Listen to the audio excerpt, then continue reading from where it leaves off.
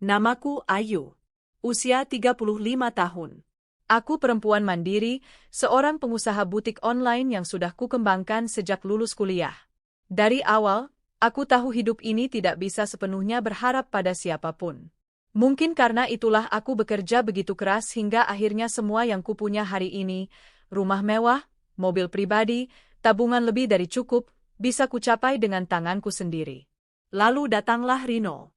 Ia muncul 5 tahun lalu, di masa aku sedang disibukkan dengan ekspansi usahaku ke beberapa kota besar.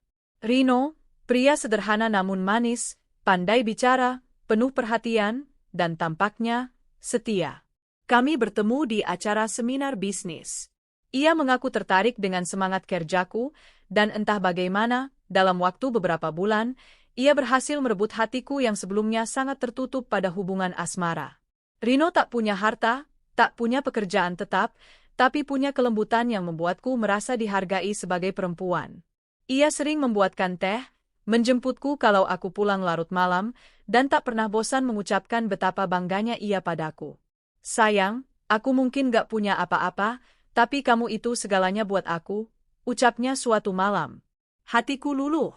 Lalu kami menikah. Karena aku mencintainya. Sejak menikah, aku tidak pernah menuntut Rino untuk bekerja. Ia kuberi jabatan sebagai konsultan di perusahaan kecil milikku, hanya agar ia tetap merasa berguna. Semua kebutuhan rumah tangga, bahkan kebutuhan pribadinya, aku yang penuhi.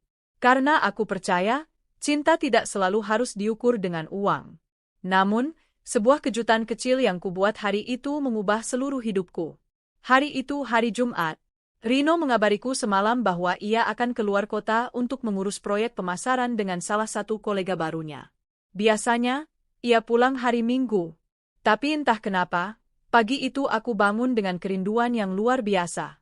Mungkin karena Rino belakangan lebih sering keluar kota, dan aku mulai merasa jarang bertemu dengannya. Aku memutuskan untuk memberinya kejutan. Aku membeli tiket kereta paling pagi ke kota tempat ia bilang sedang menginap. Bahkan aku sudah menyiapkan hadiah kecil, jam tangan yang sudah lama ia inginkan. Kupikir, ini akan jadi momen romantis seperti di film-film. Istri datang tiba-tiba, suami terkejut bahagia, pelukan, ciuman, dan akhir pekan penuh cinta. Sampai akhirnya aku tiba di sebuah hotel kecil namun mewah di tengah kota. Hotel yang sering ia sebut sebagai tempat favoritnya menginap saat ada pekerjaan di luar kota. Saat aku masuk ke halaman hotel, mataku menangkap sosok yang sangat familiar. Rino. Dia duduk di kafe kecil yang menempel di sisi hotel, tertawa lepas sambil menyuapi seorang bayi mungil. Di depannya, duduk seorang wanita muda, mengenakan gamis sederhana dan jilbab biru muda. Mereka seperti keluarga kecil yang bahagia. Aku berhenti. Detak jantungku seperti berhenti. Koper di tangan kiriku terlepas begitu saja, jatuh dan membuat suara keras. Tapi entah kenapa, mereka tak menyadarinya. Aku berdiri kaku, menatap ke arah mereka. Rino mencubit pipi wanita itu dengan gemas, lalu membelai rambut si bayi dan mengecup keningnya. Senyum mereka bertiga, begitu manis, begitu tulus. Dan aku hanya seorang penonton yang tidak diundang dalam adegan itu. Tubuhku mulai gemetar. Tanganku mengepal. Dalam hati, aku mencoba berpikir positif. Mungkin itu keponakan Rino. Mungkin itu hanya teman kerja. Mungkin. Tapi semua pikiran itu hancur saat Rino mengangkat si bayi dan berkata, "Anak ayah pintar banget, ya." Senyum terus kalau lihat Bunda. Bunda. Bunda? Aku melangkah perlahan mendekati mereka. Rino baru sadar keberadaanku saat aku sudah berdiri hanya 2 meter dari meja mereka. Wajahnya pucat seketika, seperti melihat hantu. "Ayu," katanya pelan, nyaris tak terdengar. Wanita itu menoleh ke arahku. Ia tampak kaget, tapi tidak terlalu panik. Seolah ia tahu siapa aku. Seolah aku memang sudah seharusnya muncul di sana, cepat atau lambat. Aku menatap Rino tanpa kata. Air mataku mulai tumpah. Bibirku bergetar. "Siapa mereka?" tanyaku dengan suara pelan tapi menusuk. Rino berdiri tergesa, mencoba menghampiriku.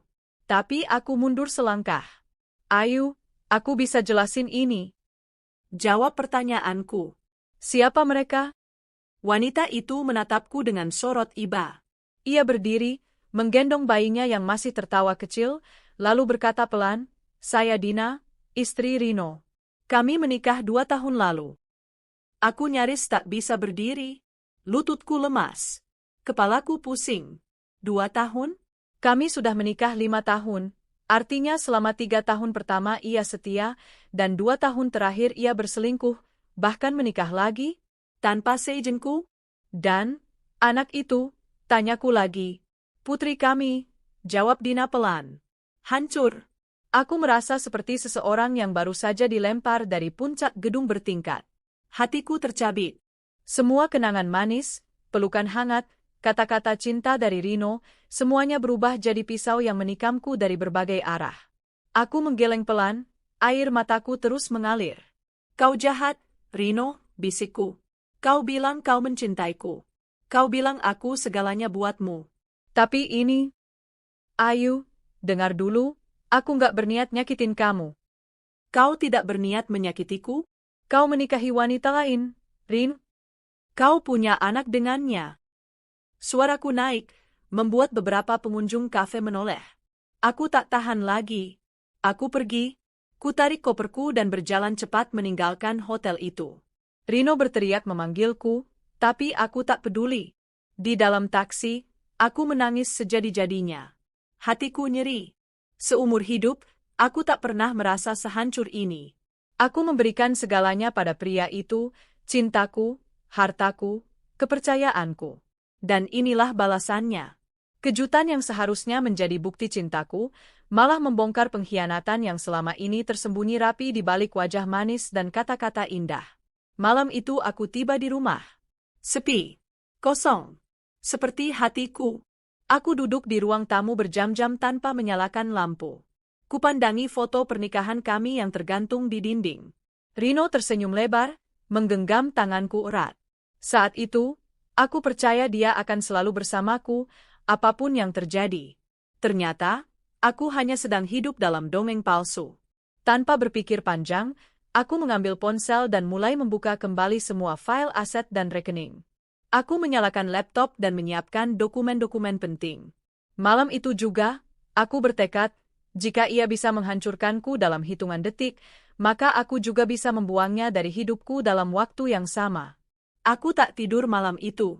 Mataku sembab, bantal basah, dan pikiranku kacau. Rasa hancur yang kurasakan bukan sekadar luka karena dikhianati, tapi lebih kepada kenyataan bahwa semua yang kulakukan selama ini sia-sia. Aku memupuk cinta, merawat rumah tangga, menjaga suami, bahkan memberi dia kehidupan yang tak pernah ia bayangkan sebelumnya. Dan dia membalas semua itu dengan menikahi wanita lain. Diam-diam. 2 tahun. Masih teringat jelas di kepalaku bagaimana dia memanggilku dengan lembut setiap pagi. Sayang, kamu kerja lagi malam ini? Jangan capek-capek ya, nanti sakit, katanya suatu malam. Omong kosong. Bagaimana bisa seseorang yang begitu lembut, begitu perhatian, menyimpan rahasia sebusuk itu? Bukan hanya berselingkuh, tapi menikah. Membangun keluarga. Memiliki anak. Dan tetap pulang ke rumahku seolah-olah tidak terjadi apa-apa. Pagi harinya, aku duduk di ruang makan sambil menatap meja tempat biasa Rino duduk. Di situ biasanya dia makan sambil memujiku, bilang kalau masakanku ternak sedunia, meskipun jelas-jelas itu makanan hasil catering. Kali ini tak ada dia di sana. Dan aku tak menginginkannya lagi. Tanganku mengakses dokumen digital dan mengecek seluruh aset yang selama ini kubagi dengan Rino. Rumah yang kami tinggali, mobil di garasi, bahkan saham di butikku pun sebagian atas nama dia. Dulu, aku yang memutuskan itu. Kupikir, aku sedang berbagi dengan pasangan hidupku. Tapi ternyata, aku sedang menggali kuburku sendiri. Tak lama kemudian, Rino pulang. Kupikir dia akan diam, tapi ternyata dia masuk ke rumah seolah tak terjadi apa-apa. Ayo, dengerin aku dulu, ya? Aku menatapnya tajam. Kamu tidur di mana tadi malam? Tanyaku datar. Di hotel. Aku butuh waktu buat mikir. Mikir apa? Mau pilih istri yang mana? Ayu, aku sayang kamu. Aku berdiri, meletakkan cangkir kopi yang belum sempat kusentuh. Sayang? Setelah 2 tahun kau menikah lagi di belakangku, kau masih bilang sayang. Dengar, semuanya tidak seperti yang kamu pikirkan. Aku, awalnya memang salah, tapi aku tetap cinta kamu. Dina tahu aku sudah menikah. Tapi saat itu, aku lelah, Ayu. Kamu terlalu sibuk, terlalu fokus ke kerjaan. Aku merasa sendiri. Aku menahan napas. Tangan ini hampir saja menamparnya, tapi aku masih punya kendali diri. Lelah? Jadi alasanmu menikah lagi karena aku terlalu sibuk bekerja? Sibuk mencari uang untuk kita hidup nyaman? Rumah ini kamu tidur, listrik yang kau nyalakan, baju yang kamu pakai, bahkan jam tanganmu yang kemarin itu, semuanya aku yang beli. Sementara kamu malah main belakang dan punya anak tanpa sepengetahuanku. Aku nggak pernah niat nyakitin kamu, Ayu. Sudah cukup, Rino. Potongku. Ambil barang-barangmu. Keluar dari rumahku. Hari ini juga. Wajah Rino pucat. Kamu serius? Sangat serius. Rumah ini atas namaku. Dan aku sudah mengurus semua dokumennya pagi ini. Rino mulai panik. Tapi aku juga punya bagian di bisnis kamu. Aku ada saham. Saham yang kuberi sebagai hadiah ulang tahunmu 2 tahun lalu, sudah kupindahkan kembali atas namaku. Semua akses ke rekeningmu juga sudah diblokir. Matanya membelalak. Kamu nggak bisa seenaknya kayak gini. Oh, aku bisa. Karena dari awal semua ini milikku. Kamu tak punya apa-apa di sini, Rino. Kau datang dengan tangan kosong dan hari ini, kau keluar pun dengan tangan kosong. Ia terduduk di sofa, menunduk. Aku tahu dia tak bisa melawan. Karena dia tahu semua yang kukatakan benar. Dia bukan suami yang bekerja keras. Dia hanya penerima semua fasilitas yang kuberikan dengan penuh cinta. Dan sekarang, semua itu sudah tak ada lagi untuknya. Hari itu juga, aku menghubungi seorang pengacara untuk mempersiapkan surat cerai. Aku tak ingin berlama-lama hidup dalam luka. Aku tahu, semakin lama aku menunda, semakin dalam rasa sakit ini menancap. Aku ingin menyelesaikan semuanya secepat mungkin. Tengah hari, Rino kembali dengan wajah lelah dan mata merah. Dia membawa koper besar berisi pakaiannya. Di belakangnya berdiri seorang wanita, Dina. Ia tampak gelisah, sambil menggendong bayinya. Aku menatap mereka berdua dari balik jendela. Saat Rino hendak masuk, aku berdiri di ambang pintu. Jangan bawa dia ke sini, kataku dingin. Ayo, kami cuma mau bicara baik-baik. Sudah tak ada pembicaraan lagi. Ini rumahku. Kamu bukan suamiku lagi, dan dia bukan siapa-siapa di sini. Dina tampak menahan tangis. Kami tidak tahu harus kemana. Hatiku memang perih, tapi aku bukan perempuan yang lemah. Dulu aku juga nggak tahu harus kemana, saat aku jatuh bangkrut dan ditinggal keluarga. Tapi aku tidak merebut milik orang lain. Jadi silakan kalian cari tempat sendiri. Rumah ini bukan tempat kalian. Kucium pipi bayi itu perlahan. Maaf ya, Nak. Kamu nggak salah. Tapi ayahmu pengkhianat. Aku menutup pintu. Kukunci. Dan kali ini, tak akan kubuka lagi untuk siapapun yang tak tahu cara menghargai cinta dan kepercayaan. Malamnya, aku duduk di kamar. Sendiri. Tapi ada perasaan lega di dadaku. Rasanya seperti beban raksasa dilepaskan dari pundakku. Aku tahu rasa sakit ini belum selesai. Luka ini tak akan sembuh dalam semalam. Tapi setidaknya aku tahu, aku sedang berjalan ke arah yang benar. Aku membuka ponsel, melihat kembali galeri foto-foto Rino. Lalu satu persatu, kuhapus semuanya. Bukan karena aku benci dia, tapi karena aku mencintai diriku sendiri lebih dari aku mencintai dia sekarang. Aku belajar sesuatu hari itu, cinta sejati tidak pernah menyakiti. Dan jika orang yang kita cintai menyakiti kita dengan kesadaran penuh, maka kita berhak melepaskannya, tanpa rasa bersalah. Keesokan harinya, aku mengatur jadwal untuk bertemu pengacara dan notaris. Semua surat legalitas langsung kuproses. Tak ada yang kutunda. Aku ingin menyelesaikan semua urusan dengan Rino sebersih mungkin. Beberapa hari kemudian, Rino mengirim pesan. Ayu, aku masih sayang kamu. Aku nyesel. Aku bingung. Dina juga nggak seperti yang aku pikir. Aku salah. Tapi tolong beri aku satu kesempatan lagi. Pesan itu tidak kubalas. Bukan karena aku marah, tapi karena aku sudah selesai. Selesai memperjuangkan orang yang tidak pantas diperjuangkan. Dan aku tahu, saatnya aku bangkit. Pagi itu, aku menatap pantulan wajahku di cermin kamar mandi. Bola mataku sembab, tapi tidak semuram 2 hari lalu. Ada sesuatu yang berubah. Luka ini masih ada, perihnya belum hilang, tapi ada bara kecil dalam dadaku yang mulai menyala, bara semangat untuk membela diriku sendiri. Aku bukan wanita lemah. Aku Ayu, perempuan yang membangun bisnis dari nol. Perempuan yang mengubah butik online kecil di kamar kos menjadi bisnis yang kini punya 3 cabang besar di Jakarta, Bandung, dan Surabaya. Selama ini aku terlalu larut dalam bayang-bayang cinta, mempercayakan semua yang kupunya pada lelaki yang kupikir akan jadi imam terbaik. Ternyata, dia hanyalah benalu berwajah manis. Setelah kejadian itu, aku benar-benar memastikan semua urusan hukum dan aset segera dibereskan. Aku tidak ingin memberikan celah sedikit pun untuk Rino memanfaatkan kelemahanku lagi. Bagiku, hubungan ini sudah selesai, dan tidak akan pernah kembali. Hari itu aku mendatangi kantor notaris dengan 2 koper berisi dokumen. Semua surat kepemilikan rumah, kendaraan, dan saham perusahaan. Aku ingin semuanya bersih. Tidak lagi ada nama Rino. Pak Dedi, notaris langgananku, sempat terdiam saat membaca dokumen pernikahan kami yang dulu dia sendiri bantu urus. Maaf, Bu Ayu, saya tidak bermaksud mencampuri urusan pribadi. Tapi saya turut prihatin. Saya tahu betul Ibu sudah banyak berkorban dalam hubungan ini. Aku hanya tersenyum hambar. Terima kasih, Pak Dedi. Sekarang saya hanya ingin satu hal, hak saya kembali sepenuhnya.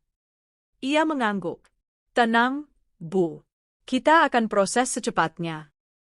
Butuh waktu 3 hari untuk menyelesaikan semua pengalihan nama kepemilikan. Mobil BMW seri terbaru yang dulu kuberikan ke Rino sebagai hadiah ulang tahun, kini resmi kembali padaku. Rumah mewah di kawasan elit Jakarta Selatan, yang dulu sempat kutulis atas nama kami berdua, sekarang murni milikku. Lebih dari itu, aku juga mencabut akses Rino dari sistem penggajian perusahaanku. Sejak awal aku yang memberi jabatan, konsultan pemasaran, untuknya, meskipun sebenarnya dia tak punya keahlian apa-apa di bidang itu. Tapi karena cinta, aku membiarkannya tetap menerima gaji belasan juta per bulan. Sekarang, sudah cukup. Tidak ada lagi. Beberapa hari kemudian, aku mendatangi kantor pusat butikku. Semua pegawai menyambutku seperti biasa, dengan senyum hormat. Mereka tidak tahu bahwa hatiku sedang dalam kondisi berantakan. Di ruang rapat, aku memanggil tim keuangan dan HRD. Aku duduk di kursi kepala, tempat yang biasanya sering kutinggalkan karena sibuk di lapangan. Tapi kali ini, aku perlu hadir sepenuhnya. Ada satu hal yang ingin saya umumkan, kataku membuka rapat. Mulai hari ini, Bapak Rino tidak lagi menjadi bagian dari perusahaan ini. Semua fasilitasnya dicabut, termasuk kendaraan dinas, rekening gaji, dan asuransi. Suasana hening. Beberapa karyawan saling pandang. Mereka tahu Rino adalah suamiku, tapi tak satu pun yang berani bertanya. Saya harap semua memahami keputusan ini. Dan saya harap tidak ada yang mencoba menghubungi beliau atas nama perusahaan. Jelas? Jelas, Bu, jawab mereka serempak. Usai rapat, aku masuk ke ruanganku dan menghela napas panjang. Entah kenapa, setelah melakukan semua itu, aku tidak merasa jahat. Justru aku merasa lega. Ini bukan soal balas dendam. Ini soal keadilan. Rino sudah merampas kebahagiaan dan kepercayaanku. Kini saatnya aku mengambil kembali hakku. Namun luka hati tak mudah sembuh seperti tanda tangan di atas kertas. Malam-malamku masih sunyi. Kadang aku masih mendengar suaranya dalam pikiranku, masih terbayang wajahnya saat memelukku dari belakang sambil berkata, "Kamu satu-satunya tempat pulangku, Ayu." Lucu, bukan? Tempat pulang, tapi ternyata ia membangun rumah lain. Membagi hatinya, tubuhnya, bahkan waktunya dengan perempuan lain, tanpa pernah berkata jujur padaku. Dan yang paling menyakitkan, Dia melakukan semua itu saat aku sibuk mencarikan kenyamanan hidup untuk kami berdua. Waktu itu aku pernah membayar uang DP rumah untuk mertuaku yang kesulitan keuangan. Rino memintaku dengan nada memelas, mengatakan, "Kalau bukan kamu, siapa lagi yang bantu orang tuaku?" Dan aku luluh. Padahal, sekarang aku sadar, aku hanya dijadikan dompet berjalan. Rino sempat mencoba menghubungiku lewat teman, bahkan lewat adiknya. Tapi semua aku abaikan. Aku tak ingin mendengar alasan lagi. Aku tak ingin dipermainkan dua kali. Dunia ini terlalu luas untuk ditangisi karena satu pengkhianat. Beberapa minggu setelah pengusiran itu, Rino datang ke butik. Ia berdiri di depan pintu utama dengan wajah lusuh. Tubuhnya kurus, pakaian kusut, dan rambutnya tak terurus. Satpam kantor sudah menghalangi dia agar tidak masuk. Tapi aku kebetulan melihat dari jendela lantai 2. Ia menatap ke atas. Matanya mencari-cari. Aku yakin dia berharap aku akan turun dan menemuinya. Tapi aku hanya berdiri di balik tirai, melihatnya dalam diam. Bukan karena rindu, tapi karena aku ingin benar-benar mengakhiri semua perasaan itu, tanpa kata. Saat satpam memintanya pergi, ia tak melawan. Ia berjalan lunglai ke arah parkiran. Tapi mobil itu tak ada. BMW yang biasa ia kendarai kini berada di garasi rumahku, tak akan pernah lagi dia sentuh.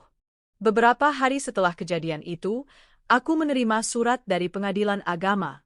Rino menolak menceraikan secara sepihak dan mengajukan sidang mediasi. Mungkin ia masih berharap bisa membalikkan keadaan. Tapi aku datang dengan bukti perselingkuhan, akta kelahiran anak dari pernikahan barunya, dan dokumen pernikahan keduanya yang ternyata terdaftar secara sah, meski tanpa sepengetahuan istri pertama. Di hadapan hakim, aku bicara tegas. Yang Mulia, saya tidak mencari sensasi. Saya hanya ingin keadilan. Selama ini saya yang menafkahi suami saya. Saya percaya padanya, saya beri semua yang saya punya. Tapi balasannya adalah kebohongan besar dan pernikahan kedua yang disembunyikan dari saya. Saya merasa tidak ada lagi rasa aman dan kepercayaan. Karena itu, saya mohon agar pernikahan ini segera diakhiri. Rino hanya menunduk. Tak sanggup bicara. Dina tidak hadir. Mungkin malu. Atau mungkin tidak peduli. Hakim memutuskan cerai secara resmi dalam sidang kedua. Dan saat itu juga, aku merasa seperti terlepas dari belenggu yang telah lama mengikat. Usai sidang, aku berdiri di halaman pengadilan. Menghirup udara dalam-dalam. Ini pertama kalinya aku merasa benar-benar merdeka. Tak lagi dibayangi rasa takut, cemas, dan curiga. Tak lama kemudian, ponselku berdering. Dari sahabatku, Nia. "Yu, gimana sidangnya?" "Selesai. Resmi cerai." "Syukurlah. Kamu hebat banget." "Aku bangga banget sama kamu." Aku tersenyum. Aku juga bangga sama diriku sendiri. Malamnya, aku memesan makanan favoritku dan makan sambil menonton film komedi romantis. Bukan karena aku ingin cepat mencari pengganti, tapi karena aku tahu, aku masih pantas bahagia. Tanpa harus ditemani siapapun. Tanpa harus dibohongi lagi. Tepat seminggu setelah perceraian, aku menerima kabar dari salah satu kenalanku di komunitas bisnis. Ternyata Rino dan Dina mencoba membuka usaha kecil dengan meminjam uang dari beberapa kenalan, tapi usahanya gagal. Mereka kini tinggal di kontrakan kecil. Hidup sederhana, bahkan disebut-sebut sempat menunggak sewa. Aku tidak merasa senang. Tapi aku juga tidak kasihan. Itu adalah buah dari keputusan yang mereka buat sendiri. Dan aku sudah terlalu jauh melangkah ke depan untuk menoleh ke belakang. Malam itu hujan turun rintik-rintik.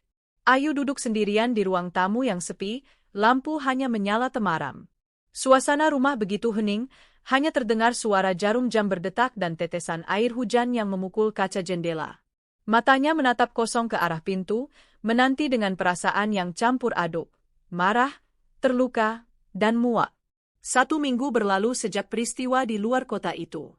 1 minggu yang cukup untuk Ayu merapikan semua kekuatan batinnya dan menyiapkan diri untuk menghadapi badai selanjutnya. Ia sudah membekukan semua akses keuangan Rino, memutus segala yang bisa dimanfaatkan suaminya. Tapi ada satu hal yang belum ia lakukan, konfrontasi langsung. Dan malam itu, Rino datang. Ia datang bukan sendiri. Mobil sedan hitam berhenti di depan pagar rumah. Seorang pria tinggi turun lebih dulu, lalu membuka pintu belakang. Seorang wanita muda dengan jaket pink turun sambil menggendong bayi berumur sekitar setahun. Ayu bangkit dari duduknya dan mengintip dari balik tirai. Jantungnya berdegup cepat. Mereka datang. Tanpa rasa malu. Tanpa rasa bersalah. Rino membuka pintu dengan kunci duplikat yang pernah ia minta dulu.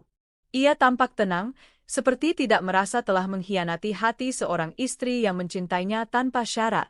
"Ayu, aku pulang," katanya pelan, tapi cukup terdengar. Di belakangnya, wanita muda itu melangkah ragu-ragu sambil menggenggam bayi yang mulai menguap karena mengantuk. Ayu berdiri tegak di hadapan mereka. Matanya tajam menatap Rino, lalu beralih ke wanita dan bayinya. Nafasnya bergetar menahan amarah yang sejak tadi membuncah di dadanya.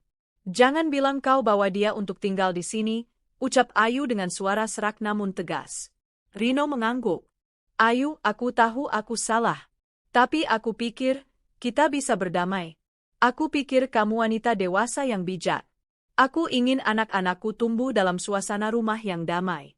Mereka butuh tempat berteduh." Ayu menahan tawa getir. Ia menoleh ke arah wanita muda itu. "Dan kamu tahu suamiku sudah menikahkan saat kamu menikah dengannya." Wanita muda itu tertunduk. "Aku tahu tapi, dia bilang dia dan Bak Ayu hanya menikah di atas kertas, katanya tidak harmonis. Pernah dia keluar rumah tanpa aku peluk?" Ayu membentak keras hingga wanita muda itu memeluk bayinya lebih erat. "Pernah aku tidak menyiapkan kebutuhannya? Semua ini, rumah ini, mobilnya, bisnisnya, semua dari saku siapa?" Rino mencoba meredam. "Ayu, tenang. Jangan membuat anak ini takut." "Diam, Rino." Ayu menatapnya dengan mata merah. "Kau pikir aku akan membiarkan perempuan yang kau nikahi diam-diam masuk rumahku? Menikmati kenyamanan dari uang yang aku kumpulkan dengan darah dan air mata? Kau pikir aku selemah itu?" Rino terdiam. Untuk pertama kalinya, ia tampak goyah. Ayu melangkah maju, berdiri hanya sejengkal dari wajah suaminya.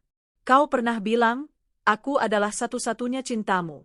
Tapi ternyata, kau hanya pengecut yang menikmati kenyamanan dari punggung perempuan. Sekarang dengar baik-baik, keluar dari rumah ini. Kau dan keluargamu. Mereka anakku juga, Ayu. Kau nggak bisa begitu. Kalau kau masih punya sedikit harga diri, kau tak akan membawa istri mudamu ke rumah wanita yang kau khianati. Kau tidak punya malu." Ayu berteriak nyaring hingga membuat bayi menangis kencang. Wanita muda itu semakin panik. "Sudah, ayo, kita pulang saja," ucap wanita itu dengan suara bergetar. "Kemana?" "Kita nggak punya tempat lain," sahut Rino, frustasi. Ayu tersenyum sinis. "Itu urusanmu. Dulu aku memberimu segalanya. Sekarang aku ambil semuanya kembali." Rino mulai terbakar emosi. "Kau pikir bisa seenaknya mengusirku begitu saja? Aku suamimu." Sampai di titik ini, Rino, Ayu mengangkat tangan menunjukkan cincin kawin mereka yang masih melingkar. Cincin ini tidak lebih dari besi tua. Ikatan ini tidak lebih dari tali busuk yang mengikat luka. "Kau bukan siapa-siapa lagi di rumah ini." Rino diam. Ia tahu, Ayu tidak main-main. Ia tahu, istrinya itu sudah membuat keputusan final. Ia menggertakkan giginya, lalu berbalik. "Ayo, Din. Kita cari tempat lain," katanya kepada istri mudanya. Wanita muda itu masih menangis sambil menggendong bayinya yang belum berhenti menjerit. Mereka melangkah keluar rumah, berjalan melewati halaman dengan langkah lunglai. Rino tak menoleh lagi ke belakang. Tapi Ayu menatap punggung mereka dengan tatapan yang sulit digambarkan, campuran luka, amarah, dan kelegaan. Begitu pintu tertutup, Ayu mengunci semua kunci dan menghempaskan tubuhnya ke lantai. Ia tak lagi mampu berdiri. Tangisnya meledak, pecah, menggema di ruang tamu yang kini kembali sunyi. Keesokan harinya, Ayu memanggil satpam kompleks dan memberitahu bahwa Rino tak lagi boleh masuk tanpa izin. Ia juga mengganti semua kunci dan akses digital rumah. Tidak cukup sampai di situ, Ayu meminta pengacara untuk segera menyusun dokumen perceraian. "Aku lelah berpura-pura baik-baik saja," katanya pada pengacaranya saat menandatangani surat kuasa. Apakah ibu ingin menggugat cerai dengan alasan perselingkuhan? Tidak hanya itu, Ayu menjawab tenang. Tulis juga, penghinaan terhadap kehormatan istri dan penyalahgunaan aset bersama. Semua harta yang dia nikmati selama ini berasal dari usaha saya. Termasuk rumah yang nyaris dia jadikan tempat menampung wanita lain. Pengacara itu mengangguk. Baik, Bu. Kami akan prioritaskan proses ini. Hari-hari selanjutnya Ayu isi dengan mengurus perusahaannya. Ia datang ke kantor dengan kepala tegak, menyapa para karyawan dengan senyum walau hatinya remuk. Ia tahu, luka itu akan butuh waktu untuk sembuh. Tapi ia juga tahu, dirinya sudah terlalu lama diam. Sore itu, Ayu duduk di balkon rumah, memandang langit yang mulai memerah. Ia memegang secangkir teh dan menatap ke kejauhan. Mungkin benar, hidup kadang tak adil. Tapi ia tak akan biarkan dirinya tenggelam. Dalam hati ia berkata, "Terima kasih, Tuhan. Karena pengkhianatan ini, aku tahu aku bisa berdiri sendiri. Karena kebohongan ini, aku tahu siapa yang pantas kuberikan cintaku. Dan karena luka ini, aku tahu aku bisa sembuh tanpa dia." Dan malam pun turun, bersama tekad baru di hati Ayu untuk menata hidup dari awal, dengan harga diri, bukan luka. Malam itu hujan turun pelan. Ayu duduk sendirian di ruang tamu rumah mewahnya, memandangi foto pernikahan yang tergantung di dinding. Wajahnya kosong, hatinya hancur, dan pikirannya masih terus memutar kejadian siang tadi di kota tempat Rino bekerja. Rino, pria yang selama ini ia percaya dan cintai, ternyata bukan hanya pandai berakting, tapi juga tega menyayat hati dengan senyuman manisnya yang ternyata palsu. Dan yang lebih menusuk, wanita muda itu, dengan bayi di pelukannya, memanggil Rino, sayang, dan ayah. Ayu mencengkeram naskah laporan bisnis yang ia bawa, menggantikan seharusnya hadiah kejutan yang ingin ia berikan untuk Rino. Ia menunduk, menangis, namun tak ingin terlihat lemah. Belum genap 1 hari ia kembali ke rumah, tiba-tiba suara mobil terdengar dari halaman. "Bra!" Pintu pagar terbuka. Ayu menoleh ke arah jendela. Ia mengenal suara mobil itu, mobil SUV hitam yang dibelikan dengan uang hasil kerja kerasnya. Suaminya pulang. Tapi kali ini, bukan sebagai suami. Pintu rumah diketuk. Tok, tok, tok. Lalu suara lembut yang dulu membuat Ayu merasa aman, kini terdengar menjijikkan di telinganya. "Sayang, buka pintunya. Ini aku, Rino." Ayu tidak langsung menjawab. Ia berdiri pelan, menarik napas dalam-dalam, lalu membuka pintu. Di hadapannya berdiri Rino, dengan koper di tangan kiri, dan tangan kanan menggandeng wanita muda itu, Dina. Dan yang paling menyayat? Bayi kecil di pelukan Dina menangis, seakan tahu akan ada badai yang menunggu. "Kamu bawa mereka ke sini?" Ayu bertanya datar. Rino mencoba tersenyum. "Ayu, dengar dulu. Aku bawa mereka karena kamu pikir aku bisa menerima kamu yang sudah beristri 2, ya?" Suara Ayu meninggi. Dina menarik tangan Rino pelan. "Mas, lebih baik kita bicara baik-baik. Mungkin dia bisa terima." Ayu tertawa sarkastik. "Terima? Kalian pikir rumah ini tempat penampungan pengkhianat dan pelakor?" Rino tampak gelisah. "Sayang, aku tetap cinta kamu. Aku nggak pernah berniat ninggalin kamu. Tapi Dina, kehamilannya di luar rencana. Aku nggak mau anak itu lahir tanpa status. Jadi kamu pilih selingkuh dulu, baru minta dimaklumi?" Ayu menahan air mata yang hampir jatuh. "Aku yang kasih kamu semua ini, Rino. Rumah, mobil, perusahaan, bahkan hidup enak yang kamu nikmati selama ini. Sekarang kamu balas dengan ini. Aku juga punya hak sebagai suami." "Bukan. Kamu bukan suami, kamu pengkhianat. Dan sekarang, bawa mereka keluar dari rumahku." Dina memeluk bayinya erat-erat. "Bu, kami cuma butuh tempat sementara. Kasihan anak ini." "Jangan panggil aku ibu. Aku bukan bagian dari drama kalian. Keluar, sekarang juga." Rino mendekat, mencoba menyentuh bahu Ayu, namun Ayu mundur. "Jangan sentuh aku. Mulai malam ini, kamu bukan siapa-siapa.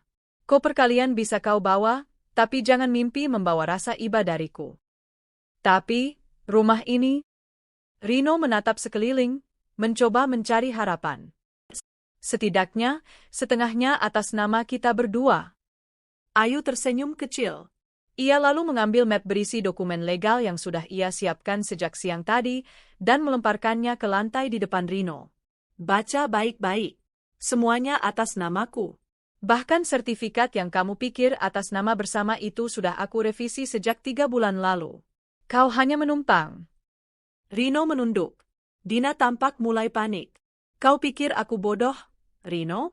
Aku tahu gelagatmu berubah sejak kau mulai sering dinas luar kota. Aku biarkan, karena aku percaya. Tapi hari ini cukup. Rino masih diam, keringat dingin membasahi pelipisnya. Dan satu lagi, Ayu menatap tajam, mobil yang kalian pakai hari ini, biarkan di halaman. Itu juga atas namaku. Pulanglah dengan taksi atau jalan kaki, seperti sebelum aku angkat derajatmu. Dina membuka mulut, hendak membantah, namun Ayu melangkah lebih dekat. Aku bisa laporkan kalian berdua karena perzinahan, karena kamu menikah tanpa seizin istri pertama. Tapi aku terlalu elegan untuk menurunkan harga diriku sejauh itu. Akhirnya, Rino menarik tangan Dina, lalu dengan perlahan melangkah mundur. Tanpa kata, bayi kecil di pelukan Dina menangis lagi, tangis lirih yang justru menguatkan hati Ayu bahwa ia mengambil keputusan yang tepat. Pintu rumah ditutup keras oleh Ayu, menandakan bahwa ini adalah akhir dari cerita pengkhianatan yang ia alami. Malam yang sunyi, tapi damai. Setelah semuanya pergi, Ayu terduduk di ruang tamu. Hujan masih turun, tapi hatinya mulai terasa ringan. Ia membuka ponselnya dan memblokir semua akses rekening Rino. ATM? Sudah tak aktif. Kartu kredit? Diblokir. Akses ke perusahaan? Dibatasi. Ia tak ingin dendam, tapi ia ingin memberikan pelajaran. Bukan hanya pada Rino, tapi pada dirinya sendiri, untuk tidak lagi memberikan cinta yang buta pada orang yang tak tahu bersyukur. Ponselnya berbunyi. Sebuah pesan dari sekretarisnya. Ibu Ayu, semua perintah sudah dilaksanakan. Akses Bapak Rino ke sistem perusahaan sudah ditutup total. Kami tunggu instruksi selanjutnya. Ayu mengetik balasan cepat. Besok kita adakan rapat dewan direksi. Kita selesaikan semuanya secara resmi. Ia kemudian meletakkan ponsel, memeluk dirinya sendiri, lalu menatap langit-langit. Malam itu, Ayu tak lagi menangis. Ia hanya diam. Tapi dari diamnya, lahirlah kekuatan. Dari hatinya yang luka, tumbuh keberanian. Dan dari pengkhianatan suaminya, lahir satu tekad. Tak akan kubiarkan diriku diinjak lagi. Pagi itu udara di Jakarta terasa lebih dingin dari biasanya. Tapi bukan karena cuaca, melainkan karena hati Ayu yang kini telah membeku. Tak ada lagi ruang untuk belas kasih atau keraguan. Ia telah menyusun segalanya, secara hukum, secara keuangan, dan secara mental. Rapat Dewan Direksi perusahaan yang dipimpin Ayu dimulai pukul 9 pagi. Sejak pukul 7, Ayu sudah tiba di gedung perusahaannya. Berpenampilan rapi, dengan jas warna biru tua dan sepatu hak tinggi hitam mengilap, ia melangkah penuh percaya diri.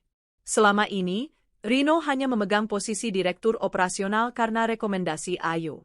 Sebenarnya, semua urusan penting tetap berada dalam genggaman Ayu sebagai pemilik saham mayoritas dan CEO utama. Ketika Ayu melangkah masuk ke ruang rapat utama di lantai 10, semua direksi dan manajer sudah menunggu. Mereka berdiri menyambut kehadirannya, meski mereka tahu hari ini akan berbeda. Ayu berdiri di ujung meja, membuka mapnya, dan berbicara tegas, "Sebelum kita masuk ke agenda rutin, saya ingin menyampaikan pengumuman penting." Semua mata tertuju padanya. Beberapa penasaran, beberapa gugup. Hanya satu orang yang belum tiba, Rino. Saya yakin sebagian dari Anda sudah mendengar isu yang beredar. Maka hari ini saya ingin menyampaikan secara resmi bahwa pertanggal hari ini, Bapak Rino tidak lagi menjabat sebagai direktur operasional di perusahaan ini. Suasana mendadak hening. Para direksi saling pandang. Seorang manajer keuangan angkat tangan, "Bu Ayu, apa alasannya? Ini cukup mendadak." Ayu menghela napas, lalu menatap tajam ke semua hadirin. Karena integritas adalah nilai utama dalam perusahaan ini. Dan saya tidak bisa mempertahankan seseorang yang menyalahgunakan kepercayaan, baik secara pribadi maupun profesional. Tepat saat itu, pintu terbuka. Rino masuk terburu-buru dengan jas yang tak rapi dan wajah lelah. Ia bahkan belum mencukur. Wajahnya tampak tegang begitu melihat semua mata memandangnya. "Maaf saya telat." Ayu menoleh pelan, lalu mempersilakan Rino duduk. Namun Rino sadar, kursi di samping Ayu telah digeser menjauh. "Bukan tempatnya lagi." "Kamu sudah bukan bagian dari rapat ini, Rino," ucap Ayu dingin. "Hari ini kamu diundang hanya untuk menerima keputusan pemecatanmu secara langsung dengan disaksikan Dewan Direksi." Rino menelan ludah. "Ayu, kita bisa bicara empat mata. Jangan lakukan ini di depan orang banyak." Ayu tak bergeming. "Kamu menjatuhkan aku di belakang, maka aku berdiri tegak di depan. Kita selesaikan di sini." Beberapa anggota rapat mulai mengangguk pelan, memahami maksud Ayu. Ayu lalu membuka layar presentasi. Di sana muncul sejumlah bukti penyalahgunaan anggaran proyek oleh Rino, uang yang seharusnya digunakan untuk logistik kantor, namun dialihkan ke rekening pribadi. Ditambah beberapa laporan dari staf yang mengeluh soal perintah tidak profesional darinya. "Ini bukan cuma soal rumah tangga, Rino. Ini soal etika kerja. Aku sudah cukup memberimu kesempatan. Tapi kamu memilih menghancurkannya." Rino berdiri dari kursi, mulai frustrasi. "Ayu, jangan bawa masalah pribadi ke ranah pekerjaan. Aku juga punya saham di sini." "Kamu punya?" "Salah. Sahammu hanya 3%. Aku pemilik 87% sisanya. Dan aku punya hak penuh untuk memecat siapapun yang mencederai perusahaan." Direksi diam. Tak satu pun membela Rino. Semua sudah melihat boroknya selama ini, hanya tak ada yang berani bicara. Ayu lalu menandatangani surat pemecatan dan menyerahkannya kepada legal perusahaan yang berdiri di sebelahnya. "Mulai hari ini, semua aksesmu ke sistem perusahaan dicabut. ID MU dinonaktifkan, email MU ditutup, dan kamu diminta untuk segera mengosongkan ruang kerjamu." Rino masih berdiri terpaku. Tapi tak lama, dua staf keamanan masuk dengan sopan dan mempersilakan Rino keluar. "Kita masih suami istri, Ayu. Kamu nggak bisa seenaknya begini." Rino membentak, matanya merah. Ayu menoleh dingin. "Kita? Tidak lama lagi. Gugatan cerai sudah masuk pengadilan. Dan kalau kamu berani menyentuh satu aset pun setelah hari ini, aku akan tuntut balik atas dasar penipuan dan pencucian uang." Rino mendengus, matanya menyala marah, tapi ia tahu ini adalah akhir. Ia menoleh ke semua orang di ruangan itu, tapi tak ada satupun yang berpihak padanya. Ia melangkah keluar dengan kepala tertunduk. Kali ini, bukan karena kalah sebagai suami, tapi sebagai pria yang kehilangan segalanya, jabatan, martabat, dan cinta. Hari baru, hidup baru. Setelah rapat berakhir, Ayu duduk sendirian di ruang kerjanya. Ia membuka jendela lebar-lebar, membiarkan angin masuk. Sejak menikah dengan Rino, ia selalu merasa seperti hidup dalam dua dunia. Satu sebagai wanita kuat di luar, satu lagi sebagai istri penurut di dalam rumah. Hari ini, dua dunianya bersatu. Ia kini berdiri sebagai dirinya yang utuh, kuat, berani, dan tidak lagi mau ditindas. Ponselnya berbunyi. Sebuah pesan dari pengacaranya. "Bu Ayu, gugatan cerai sudah diterima pengadilan. Jadwal sidang pertama 2 minggu lagi. Kami akan dampingi." Ayu membalas, "Terima kasih. Kita selesaikan semua ini dengan tenang dan bermartabat." Ia lalu melihat keluar jendela. Jakarta yang padat dan keras hari itu terasa sedikit lebih lapang. Ia tahu, perjuangannya belum selesai. Akan ada banyak luka yang masih harus diobati. Tapi setidaknya, hari ini ia sudah meletakkan batu pertama untuk masa depannya. Tanpa pengkhianatan. Tanpa rasa iba yang dibayar dengan air mata. Dan tanpa Rino. 2 minggu berlalu sejak Ayu memecat Rino dari perusahaan dan menggugat cerai di pengadilan. Namun, satu pertanyaan terus menghantui pikirannya, siapa sebenarnya wanita dan bayi yang bersama Rino saat kejadian di Surabaya itu? Ayu tak mau gegabah menilai, walaupun hatinya telah mengunci semua pintu untuk memaafkan. Tapi demi kejelasan dan masa depannya, ia merasa perlu menyelidikinya lebih dalam. Ia tak mau kisah hidupnya tertutup oleh misteri yang tak terjawab. Suatu pagi, Ayu menghubungi Sari, sahabatnya yang juga bekerja sebagai jurnalis investigatif. "Sar, aku butuh bantuanmu. Kamu masih ingat wanita dan bayi yang bersamanya waktu itu? Yang kamu potret diam-diam di restoran Surabaya itu?" "Iya. Aku mau tahu siapa mereka sebenarnya. Aku sudah dapat plat mobil dari foto. Kamu bisa bantu telusuri?" Sari, yang memang lihai menelusuri jejak, langsung mengiyakan. Beberapa hari kemudian, ia datang ke rumah Ayu membawa hasil penelusuran. Fakta yang mengejutkan. Sari menyerahkan satu map tebal pada Ayu. Wanita itu namanya Bella. Usianya 29 tahun. Lulusan SMA, dulu pernah kerja sebagai resepsionis di hotel tempat Rino sering menginap. Ayu membuka halaman-halaman foto dan dokumen. Di sana terlihat foto Bella bersama bayi yang sama dengan yang ia lihat di restoran. Dan ini bayi itu, namanya Vian. Tapi ini yang mengejutkan. Sari menunjukkan hasil tes DNA yang ia dapat dari jalur informan rumah sakit tempat bayi itu pernah dirawat. Sari melakukan tes pembanding DNA dari sisiran rambut Rino yang dulu sempat disimpan Ayu di meja kamar. Hasil tes menyatakan bayi itu bukan anak biologis Rino. Ayu membeku. Seketika tubuhnya lemas. Entah kenapa, meski marah dan kecewa, ia tetap merasa terpukul. Selama ini ia menduga Rino telah mendua dan memiliki anak dari wanita lain. Ternyata lebih rumit dari itu. Lalu kenapa dia bisa sedekat itu dengan Bella dan anak itu? Sari menarik napas dalam. Karena Bella selama ini mengaku bahwa anak itu anak Rino. Bahkan ia sempat mengancam bunuh diri jika Rino meninggalkannya. Ayu mengatupkan bibir, berusaha menahan gemuruh di dadanya. Jadi Rino tertipu. Secara teknis iya, tapi dia juga bersalah karena membiarkan semua ini terjadi. Bella menggunakan anak itu sebagai alat untuk menjerat Rino, dan Rino terlalu lemah atau terlalu bodoh untuk menolaknya. Konfrontasi.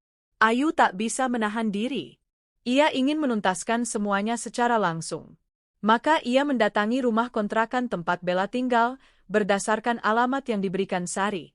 Sebuah rumah sederhana di pinggiran kota Bekasi, ket temboknya sudah mengelupas. Ayu berdiri di depan pagar besi berkarat, menekan bel. Tak lama, Bella keluar sambil menggendong bayi.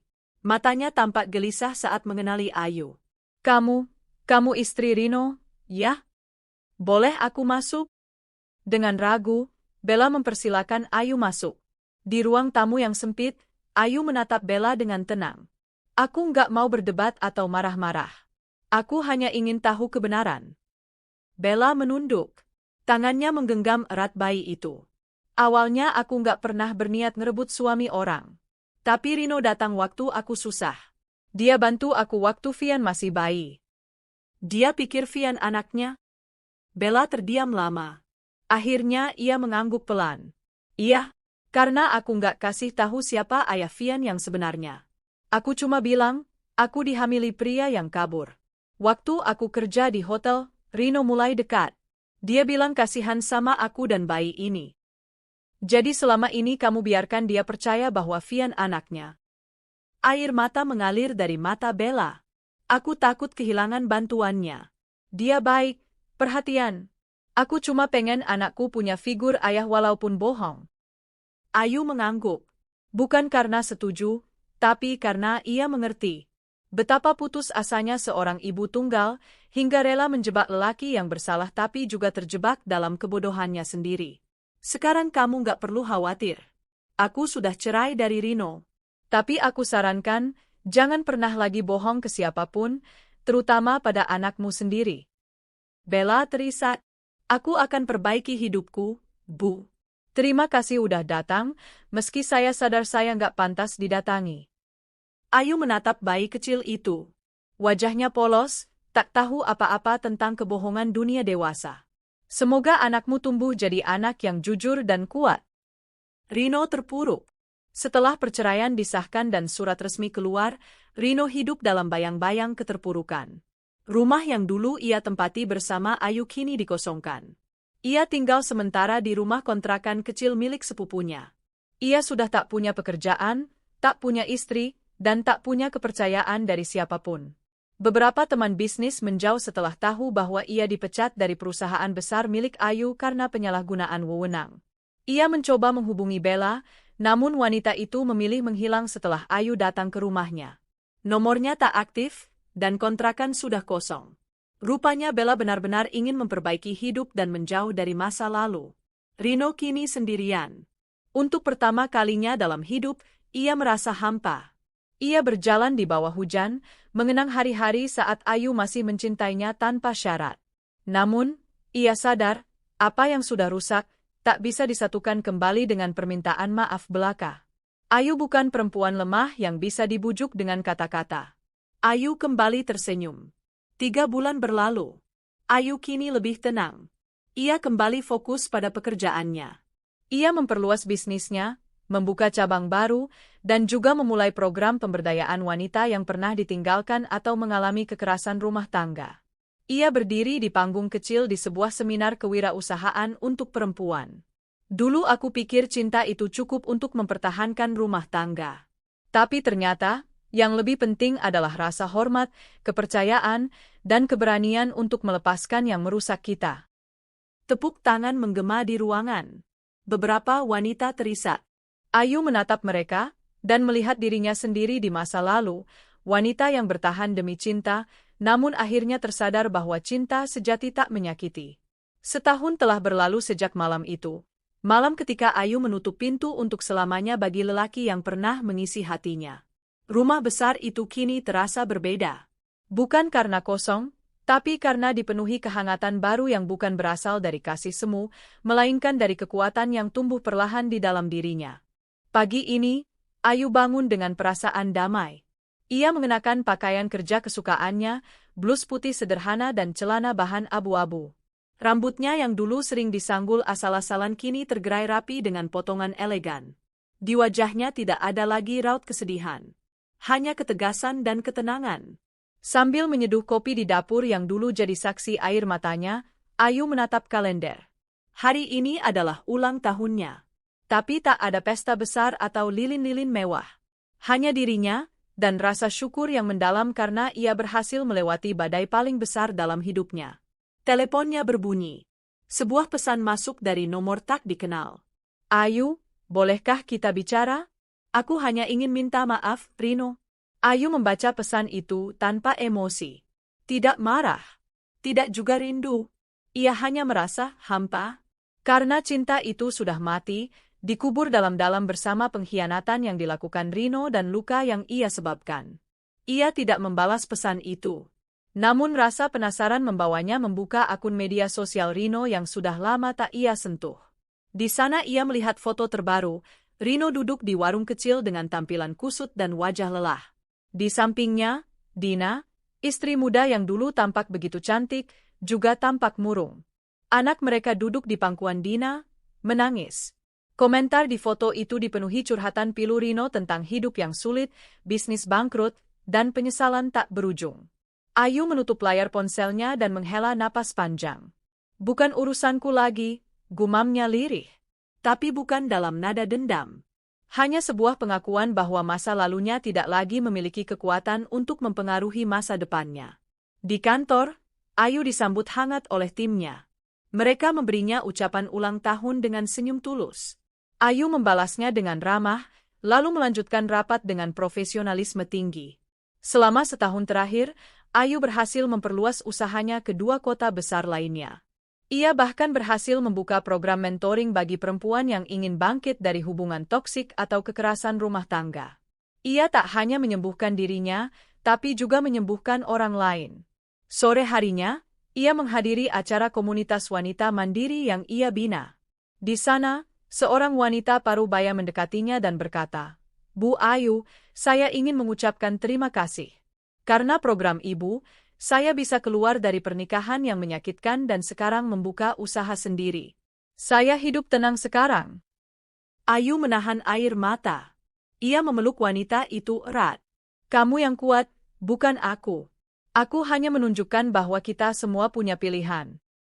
Malamnya, Ayu kembali ke rumah. Ia duduk di balkon, memandangi langit berbintang. Tak terasa air matanya jatuh, bukan karena sedih, tapi karena lega. Ia sadar, malam-malam gelap itu sudah berlalu.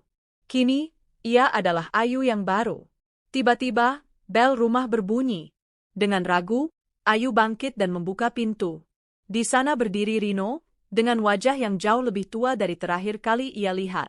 Tubuhnya kurus, mata cekung, dan tangan gemetar. Ayu, suaranya serak, seperti berusaha menahan tangis. Ayu berdiri tegak. Apa yang kau lakukan di sini, Rino? Rino menunduk. Aku tidak punya tempat lagi. Dina pergi dengan pria lain. Aku kehilangan segalanya. Aku tahu aku pantas menerima semua ini, tapi aku hanya ingin bilang, aku menyesal. Sungguh. Ayu menatapnya lama. Dulu, melihat Rino seperti itu pasti membuat hatinya remuk. Tapi kini tidak lagi. Rasa sakit itu sudah disapu waktu.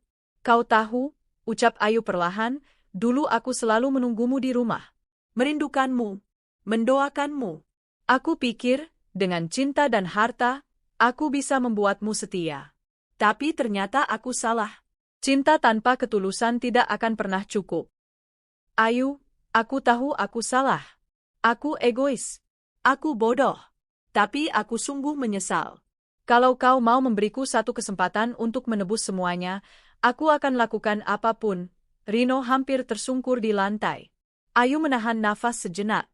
Ia memandangi pria yang dulu sangat ia cintai, tapi juga yang paling menyakitinya. Aku sudah memaafkanmu, Rino, katanya tegas. Rino mendongak penuh harap. Tapi maaf bukan berarti aku akan membiarkanmu masuk kembali dalam hidupku. Aku sudah cukup kuat untuk tidak jatuh ke dalam lubang yang sama 2 kali. Rino terdiam. Bibirnya bergetar, tapi tak ada kata yang keluar. Ayu melanjutkan, kau bukan lagi bagian dari hidupku. Bukan karena aku membencimu, tapi karena aku mencintai diriku sendiri lebih dari apapun saat ini. Dan orang yang mencintai dirinya sendiri tidak akan membiarkan dirinya dilukai lagi. Tanpa menunggu jawaban, Ayu menutup pintu. Suara langkah Rino menjauh di luar sana. Keesokan harinya, Ayu berjalan di pinggir pantai seorang diri. Angin menyapu rambutnya, dan matahari pagi menyentuh wajahnya dengan hangat. Di tangannya, ada jurnal kecil tempat ia menulis semua luka, harapan, dan pelajaran yang ia alami selama setahun terakhir. Aku pernah hancur karena cinta, tapi kini aku berdiri karena cinta yang jauh lebih besar, cinta untuk diriku sendiri. Ia menulis itu dengan senyum di wajahnya. Lalu ia menutup jurnal itu, dan berjalan lebih jauh ke depan, ke arah cahaya matahari yang semakin terang. Sebab bagi Ayu, masa depan bukan lagi tentang luka masa lalu, tapi tentang bagaimana ia bisa tumbuh dari luka itu dan menyambut hari-hari baru dengan kepala tegak dan hati penuh harapan.